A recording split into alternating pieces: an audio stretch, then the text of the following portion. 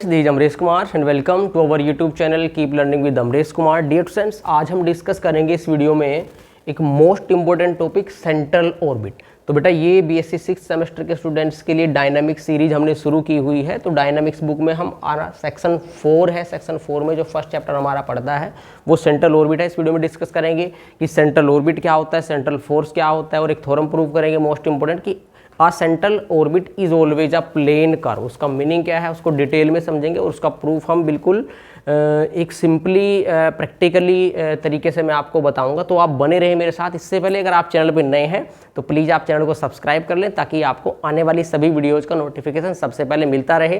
तो बेटा जो वेरी फर्स्ट थ्योरम है हम इसमें करेंगे a central orbit, central orbit is always a plane curve. ये प्रूव करना है बेटा आपको। ये थ्योरम है आपकी फर्स्ट थ्योरम है, इसमें हम पूरा कंप्लीट डिटेल प्रूव करेंगे इस थ्योरम का कि a central orbit is always a plane curve. तो इससे पहले आपको पता होना चाहिए बेटा आपको कि सेंट्रल ऑर्बिट क्या होता है। तो सेंट्रल ऑर्बिट का अगर मैं बताऊं आपको तो सिंपली आप ऐसा करके देखें कि सपोज करो आपके पास कोई एक रस्सी है। सपोज करो ये मेरे पास एक छोटी सी रस्सी है। इस रस्सी के एक सिरे पे आपने कोई भी पत्थर बांध दिया, ठीक है। तो आपने उस पत्थर को बांधने के बाद एक साइड से उसको पकड़ के, ठीक है, ऐसे ऐसे क्या करना है, घुमाना है। तो घुमाने के बाद क्या होगा कि वो आपकी जो रस्सी है आपके चारों ओर इस तरीके से घूमेगी। एक पर्टिकुलर पूरा का पूरा एक पाथ वो इस तरीके से, जैसे सपोज करो आप यहाँ पे खड़े हैं और ये रस्सी है और ये इसके साथ में एक पत्थर बंधा है बेटा, तो आप उसको जब घुमाएंगे तो वो ऐसे ऐसे घूमेगी आपके चारों तरफ। समझ पा रहे हो आप? तो जब चारों तरफ घूमती है वो, तो जो ये वाला पाथ जो भी वो रास्ता बनाती है उसको हम बोलते हैं that is a central orbit, ठीक है बेटा। और क्या होगा, जिस पॉइंट पे आप खड़े हैं, जिस पॉइंट पे खड़े होकर आप उस रस्सी को घुमा रहे हैं, that is the central force, sorry that is the central point, ठीक है बेटा। तो ये हमारा है जहां पे आपने बेटा उसको खड़े होके घुमाया है वो हमारा सेंट्रल पॉइंट होता है बेटा। और जो हमारा ये पाथ बना है इसको हम बोलते हैं सेंट्रल ऑर्बिट। बस इतनी सी बात है, सेंट्रल ऑर्बिट। और जो ये वाली रस्सी, ठीक है बेटा, जिसको हम घुमा रहे हैं, तो ये किसी ना किसी फोर्स के थ्रू ही घूमेगी। जब हम फोर्स लगाएंगे तो ये जो जिस फोर्स के अलोंग घूमती है बेटा उसको हम बोलते हैं सेंट्रल फोर्स। क्या? Central force. और जो सेंट्रल फोर्स होता है वो कहाँ लाई करता है, किसके अलोंग लाई करता है, उसके बारे में बात करते हैं बेटा। सेंट्रल फोर्स जो होगा, ये जो भी आपकी ईंट पत्थर जो भी आपने बांधे हैं वटेवर, ये आपकी तरफ आने की कोशिश करेंगे हर बार इस तरीके से, ठीक है। तो ये क्या होगा, टुवर्ड्स अ फिक्स पॉइंट, ठीक है बेटा। जो फोर्स होगा वो कहाँ पे आपका लाई करेगा, वो अलोंग अ लाइन, इस लाइन के अलोंग वो लाई करेगा और वो आपकी तरफ मूव करेगा, टुवर्ड आपकी तरफ लगेगा। तो इस फिक्स पॉइंट को तो हम बोलते हैं सेंट्रल पॉइंट। और जो भी ये फोर्स इस लाइन के अलोंग लगता है बेटा दैट इज सेंट्रल फोर्स। और जो वो फिक्स पाथ बनाती है उसको हम बोलते हैं सेंट्रल ऑर्बिट। इसका एक और जीता जागता सा एग्जांपल हम ले लेते हैं कि सपोज करो आपकी जो सन है, ठीक है बेटा, सन है ये वाला आपका। सपोज करो ये सन है आपको, तो इस सन के चारों ओर कोई ना कोई जो प्लेनेट है वो क्या करते हैं, अराउंड इसके रिवॉल्व करते हैं, घूमते हैं। तो ऐसे ऐसे सपोज करो कोई भी सन के चारों ओर कोई भी प्लेनेट घूम रहा है, तो दैट मीन्स जो वो प्लेनेट वो बना रहा है पाथ, उसको हम सेंट्रल ऑर्बिट बोलते हैं। जो सन है हमारा वो सेंट्रल फोर्स का, सेंट्रल पॉइंट का काम कर रहा है, ठीक है बेटा। और जो ये जिसके टुवर्ड्स लगते हैं, मतलब ये सन इनको अपनी तरफ खींचने की कोशिश करता है, जिसके कारण ये क्या होते हैं, घूमते हैं बेटा। तो इसको हम जिसके कारण वो अपनी तरफ खींचते हैं उनको, दैट इज वो हमारा क्या होता है, सेंट्रल फोर्स, ठीक है बेटा। तो आपको आई होप पता चल चुका होगा कि सेंट्रल फोर्स क्या है, सेंट्रल ऑर्बिट क्या है और सेंट्रल पॉइंट क्या है। तो अब हम बात करते हैं इस थ्योरम की कि कोई भी सेंट्रल ऑर्बिट आपका क्या होगा, ऑलवेज आ प्लेन कर्व। उसको हम कैसे प्रूव करेंगे। तो मेन बात हम यहाँ पे बच्चों को ये नहीं पता चलता बेटा इसमें कि करना क्या है और करें कैसे और क्या हम प्रूव कर दें कि हमारा जो प्रूफ है वो कंप्लीट हो जाए कि central orbit is always a plane curve. तो मैं यहाँ पे दो चीजें डिस्कस कर चुका हूँ कि सेंट्रल ऑर्बिट क्या होता है बेटा। आई होप आपको ये क्लियर हो चुका होगा। तो अब हम बात करते हैं कि प्लेन कर्व का क्या मीनिंग है, ठीक है। तभी आपको पता चल पाएगा कि इस थ्योरम में एक्चुअल हमें क्या करना है। ये गारंटी है मेरी, आपको इस थ्योरम को क्रैम करने की जिंदगी में नीड नहीं पड़ेगी कभी भी, अगर आप इस टॉपिक को, इस कंसेप्ट को जो मैं बताने वाला हूँ आपको उसको डिटेल में समझेंगे, ठीक है बेटा। तो इसको समझने के लिए पहले सेंट्रल ऑर्बिट होना जरूरी है आपके माइंड में क्लियर। सेंट्रल ऑर्बिट हमने बता दिया आपको। तो अब हम बात करते हैं प्लेन कर्व। तो बेटा पहले तो ये जान ले कि प्लेन क्या होता है। देखो प्लेन क्या है, सपोज करो जो ये वाली लाइन है आपकी एक्स एक्सिस है और ये वाली लाइन आपकी क्या है, वाई एक्सिस है। तो दैट मीन्स इन दोनों को हम मिला के अगर बात करें तो वो एक प्लेन है। मतलब जो ये मेरा ग्रीन बोर्ड पड़ा हुआ है ये भी एक क्या है, ये पूरा का पूरा एक प्लेन है। समझ आ रही है बात को। उसके बाद हम कर्व की बात करें तो प्लेन कर्व का मतलब क्या है, मैं कोई भी इसमें डायग्राम बना दूं बेटा, कोई भी लाइन वो क्या है, एक कर्व है। तो उसको प्लेन कर्व में कैसे प्रूव करेंगे, तो हमें सिंपली ये प्रूव करना पड़ेगा कि जो ये कर्व है आपका ये इसी प्लेन के अंदर लाई करता है 2 डायमेंशनल में। ठीक है, तो हमारा प्रूव हो जाएगा कि सेंट्रल ऑर्बिट क्या है, प्लेन कर्व है। इसके लिए हम करेंगे कैसे, देखो बेटा सेंट्रल ऑर्बिट की बात की है तो पहले हम एक सेंट्रल ऑर्बिट बना लेते हैं। सपोज करो मेरे पास ये कोई फिक्स पॉइंट O है, इसको मैंने मान लिया फिक्स पॉइंट O। ये मैंने मान लिया बेटा अलोंग, ये मान ली मैंने इनिशियल लाइन x, और ये मैंने एक पार्टिकल मान लिया बेटा कि एक कोई पार्टिकल है। सपोज करो मैंने एक रस्सी से पत्थर बांधे हुए, ये पत्थर पार्टिकल का काम कर रहे हैं। तो इस पत्थर को, ये पत्थर ऐसे ऐसे आपके क्या होंगे, घूमेंगे ऐसे। ठीक है, इस पाथ के अलोंग ऐसे रिवॉल्व करेंगे आपके चारों तरफ ये। तो मैं इस पॉइंट को मान लेता हूँ P। ठीक है बेटा, O मेरा क्या है, फिक्स पॉइंट है जहां से मैंने पत्थर को इस रस्सी के थ्रू मैंने बांधा हुआ है इसको। ये आप ऐसे एग्जांपल से समझ सकते हैं। ठीक है, P क्या है बेटा, किसी भी टाइम T पे P क्या है, उसकी पोजीशन है, वो ऐसे ऐसे घूमेंगे। ठीक है, मैंने मान लिया कि P कोई P पॉइंट पे वो एट टाइम T इस P से पास होगा। ठीक है, उसके बाद हम बात करते हैं x क्या है। मैंने मान लिया कि OX मेरी क्या है, वो इनिशियल लाइन है। ठीक है बेटा, अलोंग x एक्सिस है। तो यहाँ पे देखो मुझे क्या पता है कि इस पोजीशन को जानने के लिए मुझे कुछ कोऑर्डिनेट्स चाहिए, क्योंकि मैं ये काम कहाँ कर रहा हूँ, प्लेन के अंदर काम कर रहा हूँ। तो प्लेन में किसी भी पॉइंट की पोजीशन जानने के लिए मुझे उसका x एक्सिस पता होना चाहिए, y कोऑर्डिनेट पता होना चाहिए। तो उसके लिए मैंने मान लिया कि यहाँ पे ये जो रेडियल वेक्टर है OP के अलोंग जो रेडियल वेक्टर है वो क्या काम कर रहा है, R वेक्टर काम कर रहा है। तो जनरली मैं ऐसे बताता हूं बेटा कि R वेक्टर जो है वो किस तरीके से होता है, आपका ऐसे ही होता है। जनरली लोअर क्लास में पढ़ के आए हैं, XI cap plus YJ cap. अगर 2 डायमेंशनल में है, प्लेन में काम कर रहे हैं तो ये 2 डायमेंशन में काम करेगा। तो हमें x कोऑर्डिनेट पता है, y कोऑर्डिनेट पता है, मीन्स हमें P की पोजीशन पता है, ये सब हमें पता है। तो मैंने इसीलिए क्या लिया है, let R vector be the position vector of OP। ठीक है, अलोंग OP कहें या PO कहें वो एक ही बात है। And let O be the fix point and let P be the position of the particle at any time T and let OX be the initial line. तो ये सब आपको जो मैंने बताया है ये सब आपको आर्टिकल में लिखना है अगर एग्जाम में आता है। अब बात आती है कि प्रूफ कैसे करेंगे। देखो भाई, अब आपको पता पर करना क्या है कि सेंट्रल ऑर्बिट एक प्लेन कर्व है। सेंट्रल ऑर्बिट हमें पता लग गया भाई ये सेंट्रल ऑर्बिट है।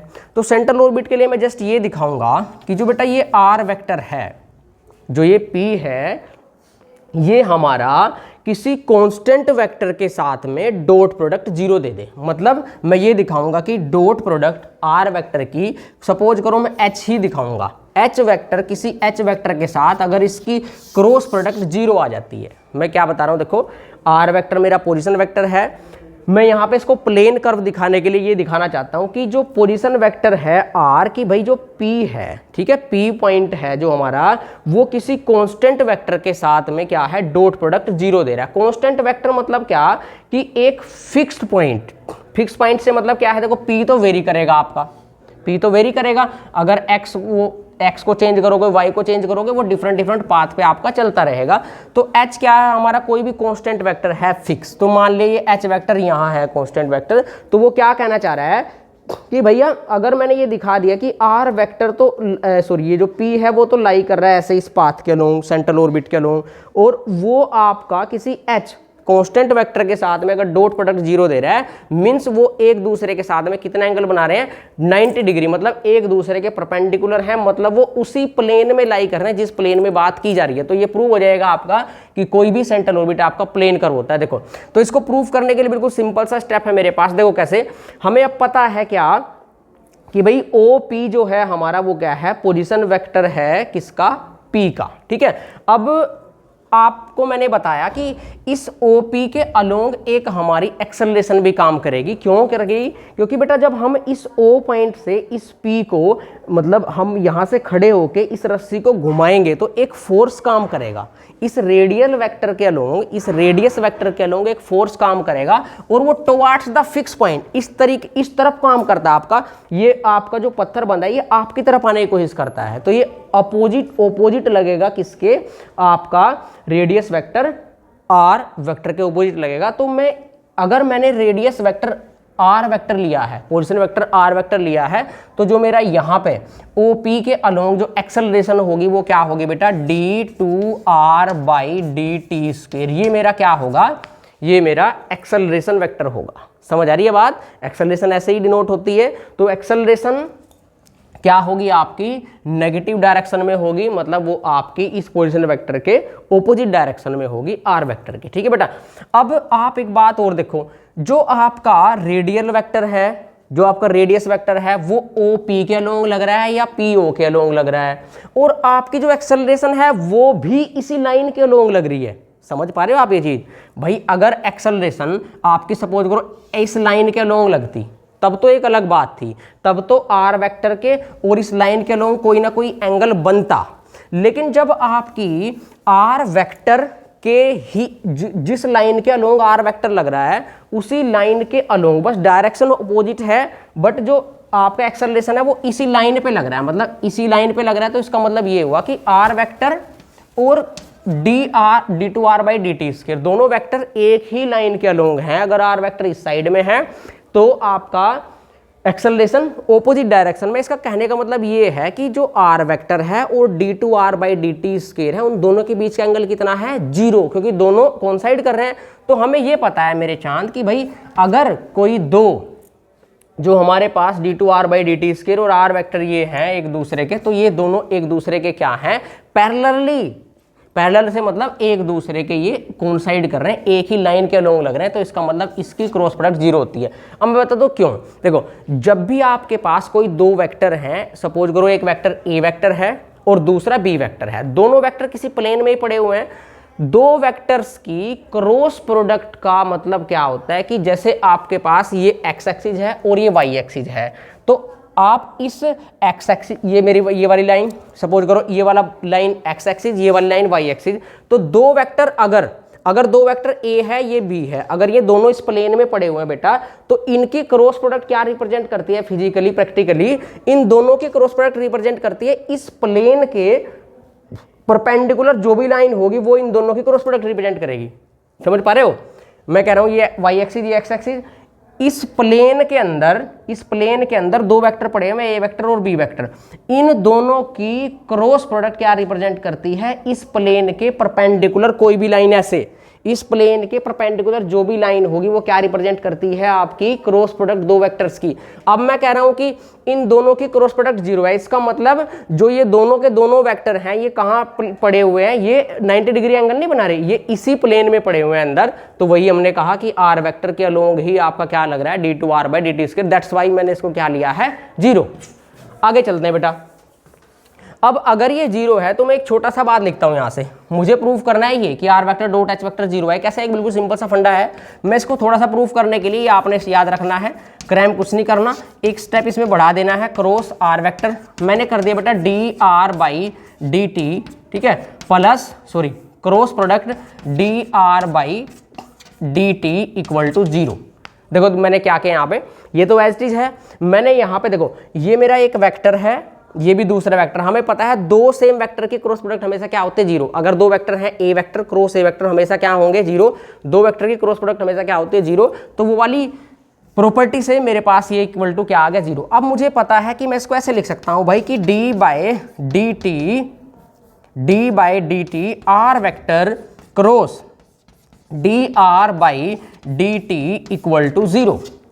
दोबारा से देखो यहाँ पे क्या हुआ है, आप अगर इस वाली थिंग को ओपन करते हो, देखो ये क्या है? आर वेक्टर और dr/dt की प्रोडक्ट है, क्रॉस प्रोडक्ट। मैंने क्या करना है? दोनों का डेरिवेटिव करना है। तो यहाँ पे डेरिवेटिव मतलब प्रोडक्ट रूल लगेगा, इसको फर्स्ट फंक्शन मान लो, इसको सेकंड फंक्शन मान लो। तो क्या होता है आपके पास? देखो first function as it is और दूसरे फंक्शन का derivative d2r by D T square plus, ये ऐसे कर ले, देखो r वेक्टर का डेरिवेटिव क्या होगा, फर्स्ट फंक्शन का derivative dr by D T, फिर क्रॉस है तो क्रॉस प्रोडक्ट, दूसरा function as it is, plus अब की बार क्या होगा, सेकंड वाले का derivative d2r by D T square और क्रॉस r वेक्टर आपका as it is, this is equal to 0।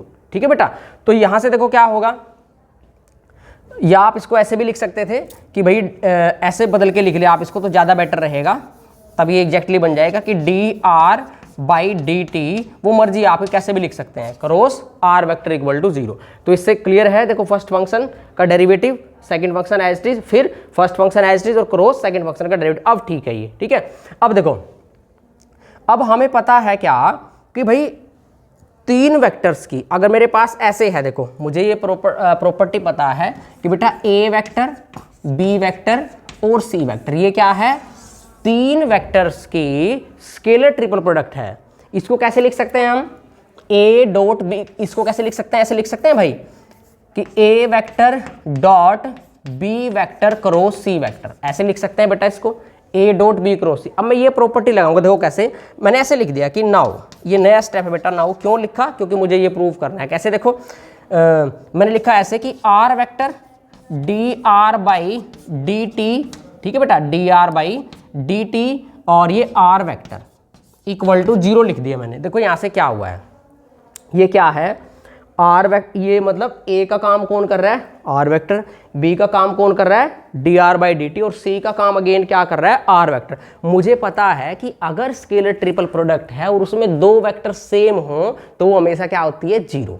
मुझे क्या प्रॉपर्टी पता है बेटा मेरे चांद, ये पता है कि a c अगर ऐसे है, या a b a ऐसे है, मतलब कहने का ये है कि तीन वेक्टर्स में से कोई दो अगर सेम है तो वो हमेशा क्या होती है, 0। तो भाई मैंने तो दो सेम ही लिए हैं, r और r, तो ये 0 के इक्वल होगी। क्यों लिया अभी तुम्हें पता चल जाएगा। अब देखो पहले तो आप ये जान लें कि इसको मैं ऐसे लिख सकता हूँ क्या, कि which implies r vector dot, और भैया dr by D T cross r vector. पहले मुझे ये बताओ ऐसे लिख सकता हूँ क्या इसको, बराबर 0 तो चली रही। मैंने बताया था ABC को क्या लिख सकते हैं, a dot B cross C, तो मैंने इसको ऐसे ही लिखा कि r vector dot b cross C equal to 0।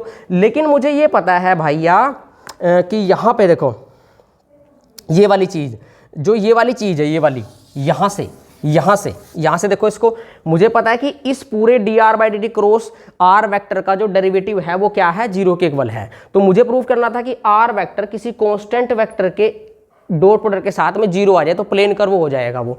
तो कैसे, देखो अब जो ये वाली चीज़ है ये कोई कांस्टेंट वेक्टर है क्या, तुम पता लगा सकते हो। देखो यहाँ से आप ध्यान से देखो, अगर मैं इसको इक्वेशन नंबर 1 मान लूँ और मैं इस इक्वेशन का इंटीग्रेशन करूँ, taking integration of equation 1 on both side, तो क्या मिलेगा बेटा, इंटीग्रेशन से डेरिवेटिव क्या हो जाता है, कैंसिल। तो क्या बचेगा कि dr बाई डी टी, इधर फोकस रखना भाई, क्रॉस r वेक्टर, ठीक है, क्रॉस r वेक्टर बराबर क्या होगा, सम कांस्टेंट ऑफ इंटीग्रेशन।